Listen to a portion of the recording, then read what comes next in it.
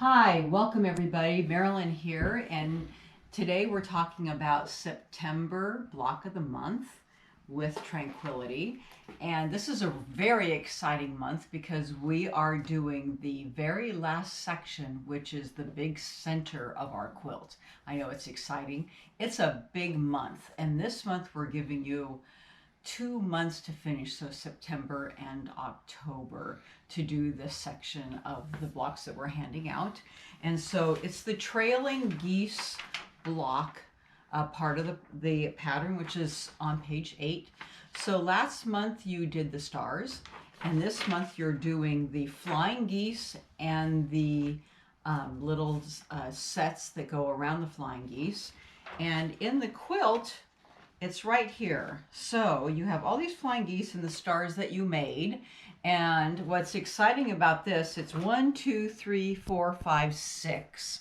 6 flying geese in each set, but it's 2, 4, 6, 8. 6 times 8. That's 48 flying geese. So you've made the flying geese before. You're just going to get very, very good at it in this round. Okay, so let's go through the cutting. There's a lot of fabric in this kit that you're going to receive. There's actually 9 fabrics, so pay attention. If you've never marked your fabric before, please do it this time so you don't get confused. So I'm going to go through it with you. You have fabric 2. You're going to be cutting 4 3.5-inch strips with the fabric, okay, and then you're going to subcut those into 48. I said 3.5, I meant 3 1/8. All right, don't cut them 3.5, cut them 3 1/8. And you're going to cut those into 48 3 1/8-inch squares, okay? And then you're going to take fabric 5. You're going to cut 8 1.5-inch width of fabric strips, and you're going to subcut those into 1.5 by 12.5-inch strips. You can see my 12.5-inch strips right here, okay? There you go. Fabric 6 is right here. You're going to take and you're going to cut 2 5.5-inch squares. You're going to do that for a number of these fabrics. So in your kit, you have 2 pieces of fabric 6, a smaller one to cut your 2 5.5-inch squares, and a larger one to cut 2 2.5 by width of fabric strips. So it's a little bigger than 5-inch piece. And you have a number of fabrics that is the same cut. And you have 2 pieces of all of those fabrics to do that exact same cut. So stick with me, all right? That's fabric 6.